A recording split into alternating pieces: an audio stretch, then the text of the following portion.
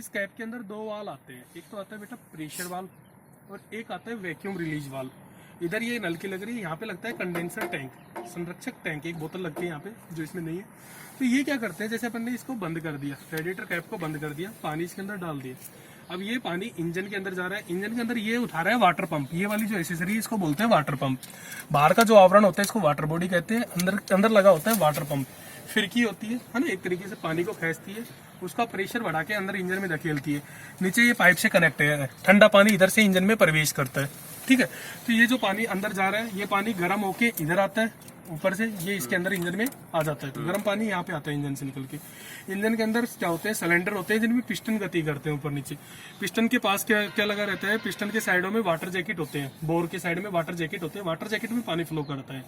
तो जो पिस्टन चलने से जो गर्मी आती है दीवारों पे, उसको क्या करने के काम में आता है, ठंडा करने के काम में आता है। अब इसके अंदर क्या करते हैं, जैसे पानी जा रहा है वो गर्म हो रहा है, गर्म हो रहा है। अब गर्म होता रहेगा तो पानी गर्म होकर क्या करेगा, भाप के रूप में बदलेगा। भाप के रूप में जब बदलेगा तो वो क्या करता है, अब वो भाप को निकलने के लिए जगह चाहिए, अदरवाइज वो रेडिएटर को फाड़ देगा। तो इसलिए उस केस में क्या होगा, इस रेडिएटर कैप में लगा रहता है VRV, वो PRV, प्रेशर रिलीज वाल्व। क्या लगा रहता है बेटा, प्रेशर रिलीज वाल्व। वो ओपन हो जाएगा, इधर से जो भी गर्म पानी होता है वो क्या हो जाता है, साइड से इस टंगनल की होके बाहर आ जाता है, एक्स्ट्रा पानी। हाँ, एक्स्ट्रा जो पानी होता है कंजर्वेटिव टैंक में आ जाता है। और जैसे ही पानी की इसके अंदर कमी पड़ेगी, जैसे ही इसके अंदर पानी की कमी पड़ेगी, तो ये पानी क्या करेगा, इधर से खींच लेगा और वो इंजन के अंदर, ये रेडिएटर के अंदर आ जाएगा, रेडिएटर से फिर इंजन में चला जाएगा। बोतल बता रहे हो इस नली में? हाँ, ये बोतल इस नली में डालते हैं। अब यहाँ पे नली नहीं लग रही थी, डायरेक्ट नीचे पड़ेगा पानी, देखा आया हुआ अभी इसके अंदर, है ना, जो भाप बन के उड़ता है। इसके बाद में मैं तुम्हें बताता हूँ इसके अंदर क्या बोलते हैं, रेडिएटर के अंदर क्या डालते हैं। रेडिएटर के अंदर पानी और कूलेंट दोनों चीजें डालते हैं। क्या क्या डालते हैं, पानी और कूलेंट डालते हैं। पानी जो होता है वो क्या करता है, कूलेंट भी एक तरीके का पानी होता है, लेकिन पानी के गुणों को चेंज किया जाता है, पानी की प्रॉपर्टी को चेंज किया जाता है। जैसे पानी जो होता है जम जाता है, ठीक है, और कूलेंट जो होता है, कूलेंट जमता नहीं है। तो पानी में क्या करते हैं अपन, अल्कोहल डाल देते हैं। तो अल्कोहल कितनी भी पुरानी हो, कैसी भी हो, अल्कोहल जमती नहीं है, दारू कभी भी जमती नहीं है। तो पानी में अल्कोहल बनाया तो पानी अब जमने से रह गया, ठीक है। अब पानी क्या हो जाता है, पानी से जंग लगती है, कोरोजन लगता है। कोरोजन लगने से क्या होता है, ये इसकी क्या करता है, लाइफ साइकिल को कम करता है, जंग लगती है रेडिएटर की। तो वहां पे क्या करते हैं, उसमें ग्लिसरीन डाल देते हैं। ग्लिसरीन क्या होती है, चिकनाई होती है, चिकनी होती है। सोप इंडस्ट्री में यूज होता है ग्लिसरीन का, साबुन वगैरह बनाते हैं अपन वहाँ। तो वो चिकनी होने की वजह से एक तो जंग नहीं लगने देती, एक अल्कोहल डालने से वो जमने नहीं देता। तो ठंडे इलाकों में, जहाँ हिमाचल प्रदेश वगैरह, जहाँ पे ठंडे माइनस में टेम्परेचर बदलता है, जहाँ पानी बर्फ में बदल जाता है, स्नोफॉल होता है, वहां पे भी ये रेडिएटर का पानी जो है वो बर्फ में नहीं बदलेगा, क्योंकि उसके अंदर अल्कोहल मिला हुआ है। तो कूलेंट क्या होते हैं, एक प्रकार के अल्कोहल और ग्लिसरीन के मिक्सचर होते हैं। तो इसके अंदर methanol, ethanol, wood alcohol, denatured alcohol, अलग अलग प्रकार के यूज किए जाते हैं अल्कोहल, इनको मिक्स करके डालते हैं। ये रेडिएटर का समझ में आया, क्या करता है, इंजन को पानी देता है। इसके बाद ये फैन लगा रहता है, फिर ये वाटर पंप लगा रहता है। ये एयर फिल्टर है बेटा, ये क्या है, एयर फिल्टर। एयर फिल्टर क्या करता है, इधर से एयर को सक करता है, खींचता है। एयर फिल्टर इस हवा को जो खींचा है इसको साफ करता है, धूल मिट्टी के कणों को साफ करता है, इस होस पाइप के थ्रू होके इंजन में देता है। किसमें देता है, इंजन में देता है। लेकिन जो ये एयर फिल्टर होता है ये दो प्रकार का होता है। ये हैवी मोटर व्हीकल्स जो होते हैं, HMV गाड़ियां होती हैं, उनमें यूज किया जाता है ड्राई एयर फिल्टर। तुमने देखा होगा, हवा मारते हैं उससे मिट्टी धूल के कण बाहर निकल जाते हैं। दूसरा जो होता है वो होता है वेट एयर फिल्टर, तेल में डूबा होता है। इसका ऑयल फिल्टर जो है वेट एयर फिल्टर है, जो तेल में डूबा हुआ है। तो ये तेल में धूल मिट्टी का, ये घूमता है, तेल में धूल मिट्टी के कणों को डाल लेता है और आगे चला जाता है, ठीक है। शुद्ध हवा आ गई। अब ये हवा इंजन के अंदर गई। अब ये डीजल इंजन है, कौन सा इंजन है, ये डीजल इंजन है। अपन देखते कैसे बताएंगे ये डीजल इंजन है। इसके अंदर अपन देखेंगे कि ये डीजल इंजन इसलिए है क्योंकि सर इसके अंदर ये फ्यूल इंजेक्टर लग रहे हैं। क्या लग रहे हैं बेटा, फ्यूल इंजेक्टर लग रहे हैं। कितने फ्यूल इंजेक्टर लग रहे हैं, ये 4। तो इसका मतलब ये 4 सिलेंडर इंजन है। अब फ्यूल इंजेक्टर को नोजल नहीं कहते हैं, क्योंकि फ्यूल इंजेक्टर के अंदर नोजल कसे होते हैं। तो ये जो दिख रहे हैं बाहर ठुटियां, इनको तो बोलते हैं फ्यूल इंजेक्टर। नोजल इनके भीतर कसे होते हैं, नोजल इनके भीतर कसे होते हैं। और नोजल से क्या करते हैं, ये नोजल से क्या करते हैं, तेल को एटोमाइज करता है, डीजल को छोटी छोटी बूंदों में तोड़ के इंजन के अंदर दिखाता है, डालता है। तो अब जैसे ये हवा गई इधर से, ये हवा जाके इंजन के अंदर भिजती है, कंप्रेस होती है। कंप्रेस होने से इसका टेम्परेचर और प्रेशर हाई हो जाता है। इसका टेम्परेचर 600 से लेके 800 डिग्री सेंटीग्रेड तक गर्म हो जाता है। यानी ये हवा 600 डिग्री सेंटीग्रेड से 800 डिग्री सेंटीग्रेड तक गर्म हो जाती है। उसके बाद क्या होता है, फ्यूल इंजेक्टर होता है। फ्यूल इंजेक्टर से तेल नोजल में जाता है। नोजल से क्या करते हैं, तेल छोटी छोटी ड्रॉपलेट्स में टूट के गर्म हवा पे पड़ता है। जैसे जैसे पड़ता है वहां बर्निंग होती है, आग लगती है। आग लगने के बाद में क्या होता है कि जो पिस्टन पे धक्का देके पिस्टन को नीचे डाल देती है, जो धुआं वगैरह बनती है वो इधर से होके, ये इसे बोलते हैं एग्जॉस्ट मैनिफोल्ड। क्या बोलते हैं बेटा इसको? Exhaust manifold. और नीचे लग रहा है ये मफलर या साइलेंसर से जुड़ रहा है नीचे, तो ये साइलेंसर से बाहर की तरफ निकल जाएगी, धुआं बाहर निकल जाती है। अच्छा, बाहर निकल जाएगी। आग लगने के बाद धुआं बची, वो बाहर चली गई, पिस्टन को क्रैंकशाफ्ट घूमेगा, इंजन को कार्य करने की शक्ति मिलेगी। ठीक है, इसके बाद मैं ये बता रहा हूँ, इसके अंदर ये बोलते हैं, इसको बोलते हैं वैक्यूम पाइप। क्या बोलते हैं? Vacuum pipe. एक वर्ड अपन ने और यूज किया था अभी कि थोड़ी देर पहले, इंजेक्टर से तेल नोजल में आता है। तो इसको थोड़ा सा सही ये करो कि आप इसको फ्यूल सप्लाई सिस्टम को समझो कि गाड़ी के अंदर तेल कैसे फ्लो करता है, कि टंकी से इंजेक्टर तक ही कैसे आया। पहली चीज तो ये जानना जरूरी होता है।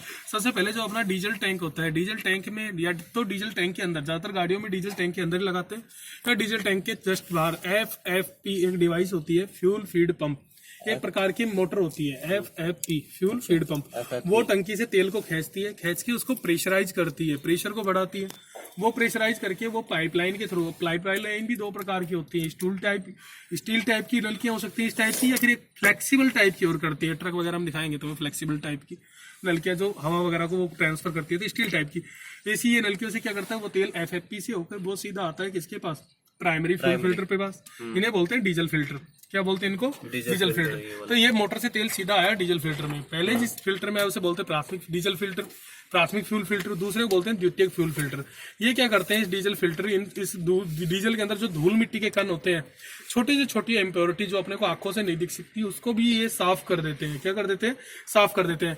लेकिन FFP के पास भी एक बड़ी छलनी लगी रहती है जो मोटे मोटे कचरे को वही रोक लेते हैं। फिर क्या करते हैं, बचे हुए पार्ट्स को 2 से 3 माइक्रोन, जो अपनी नगण्य आंखों से अपन देख भी नहीं पाते, उसको ये डीजल फिल्टर साफ करता है। क्या करता है? साफ करते हैं। उसके बाद ये होता है FIP, फ्यूल इंजेक्शन पंप। क्या होता है ये?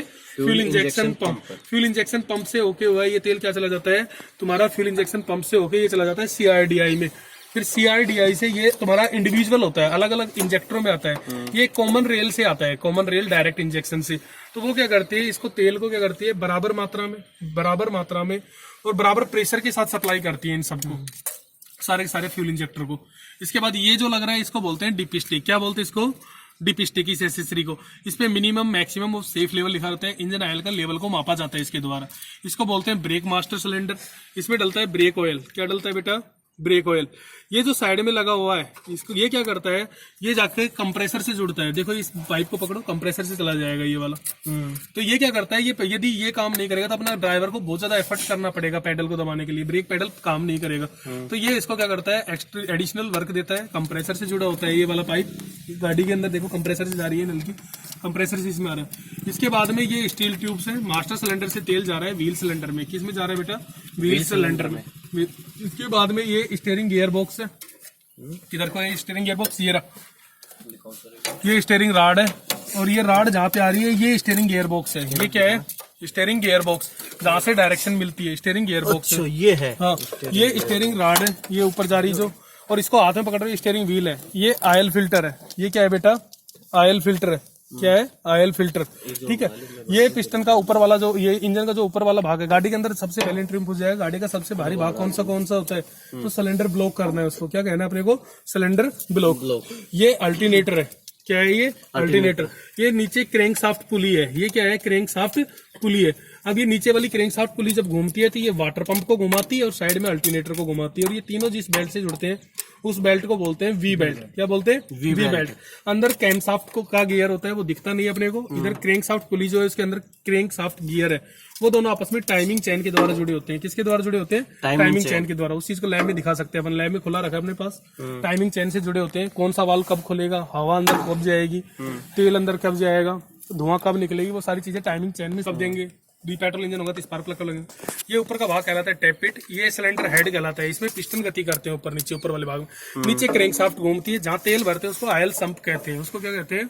ऑयल संप कहते हैं। और इसके बाद ये बैटरी है। ये बैटरी के टर्मिनल है। क्या है ये? टर्मिनल। ये जो कसी हुई है इनको टर्मिनल क्लिप कहते हैं। ये करंट का है। करंट का हमेशा प्लस वाले से जुड़ता है और गाड़ी के जिस भाग से जुड़ता है उसको बोलते हैं स्टार्टेड मोटर। इस पूरे भाग को तो स्टार्टेड मोटर कहते हैं। बाकी इस स्टार्टेड मोटर के भी जिस छोटे भाग से जुड़ रहा है, जिसको तुम घुग्गी कहते हो, इसको बोलते हैं डिस्ट्रीब्यूटर। क्या बोलते हैं इसको बेटा? डिस्ट्रीब्यूटर। इसके बाद में तुम्हारा क्या बोलते हैं, बैटरी है। बैटरी के अंदर ये कितने वोल्ट की बैटरी है? 12 वोल्ट की बैटरी है। ट्रक वगैरह बसेस वगैरह होंगे 24 वोल्ट की बैटरी होती है। ठीक है। एक चीज आई थी, एक टर्म आती है, बैटरियां आती है AHC में, एम्पियर हावर कैपेसिटी बोलते हैं कि भाई 150 AHC की है मेरी, 100 AHC की है, तो पर हावर एम्पियर कैपेसिटी को दर्शाती है। इसके बाद में इसके अंदर क्या है, ये रिले वगैरह किधर है इसका? आगे ये फ्रंट एक्सल बीम है जिससे ये टायर कनेक्ट है। ये एक्सल बीम है, होता है ना इसका। फ्रंट एक्सल बीम बोलते हैं। ये पीछे जो राड लग रही है इसको टायर राड बोलते हैं, जो डायरेक्शन देती है साइड में ना। हाँ, सेलअप इसको बोलते हैं। स्टार्टेड मोटर को सेलअप बोलते हैं, छोटे वाले भाग को डिस्ट्रीब्यूटर बोलते हैं, जहाँ करंट का तार जुड़ता है। इसको बोलते हैं, छोटे वाले को सेल्फ बोलते हैं। सेलअप तो पूरे का ही नाम है, पूरे का नाम ही है सेल्फ है। हाँ, छोटे वाले को बोलते हैं डिस्ट्रीब्यूटर और पूरे का नाम सेलअप है। ठीक है। छोटे वाले को तुम बोगी बोलते हो। ये वैक्यूम पाइप है जो इंजन से क्या करता है, वैक्यूम पाइप है। Vacuum pipe. हाँ, ये सस्पेंशन सिस्टम है, नीचे टायर रॉड वगैरह। चलो ठीक है। W40 clutch oil, brake oil, .3.4 grade के डालते हैं। गियर बक्से का डिफरेंशियल का ऑयल होता है 80W 90W, ऐसे ही नंबर होता है। गियर बक्से का ऐसे ही 600 एंड डिफरेंशियल का ऐसे ही नंबर होता है 140 140, ऐसे ही 140। ऐसे ही एक पैरामीटर होता है जिसे फुल फॉर्म होती है सोसाइटी ऑफ ऑटोमोटिव इंजीनियरिंग या सोसाइटी ऑफ ऑटोमोबाइल इंजीनियरिंग। इसके तहत लुब्रिकेटिंग ऑयल का ग्रेड सेट करते हैं। जो लुब्रिकेटिंग ऑयल जितना गाढ़ा होगा उसका ऐसे ही नंबर उतना ही ज्यादा होगा, जो कम गाढ़ा होगा उसका ऐसे ही नंबर उतना ही कम होगा। पीछे फिर इसके बाद इंजन के बाद में ये आगे लग रहा है, क्या बोलते हैं, फ्लाई व्हील लग रहा है। फ्लाई व्हील के बीच में क्लिच प्लेट, प्रेशर प्लेट है। फिर गियर बक्सा लग रहा है, प्रोपेलर शाफ्ट है पीछे। प्रोपेलर शाफ्ट के बाद डिफरेंशियल है, डिफरेंशियल से एक्सल शाफ्ट में पावर जा रही है। एक डिफरेंशियल लग रहा है 2 व्हील ड्राइव, 2 डिफरेंशियल लग रहा है 4 व्हील ड्राइव। सर 407 में जो ये है ना इंजन R15, R का मतलब होता है कंस्ट्रक्शन, 15 होता है बीड विड्थ का व्यास। क्या होता है? बीड विड्थ का व्यास। और ये होता है लोड इंडेक्स। और ये 275 क्या होती है? ये इसकी वो होती है चौड़ाई, टायर की चौड़ाई। 215 बटे 75 R15 100S या 100T का। गुरुजी कितने प्लाई में होता है? हाँ, प्लाई जो होती है इसकी प्लाई कितनी होती है? छोटी गाड़ियाँ जो होती है 8 से 10 प्लाई में, 6 से 12 प्लाई में आती है शायद।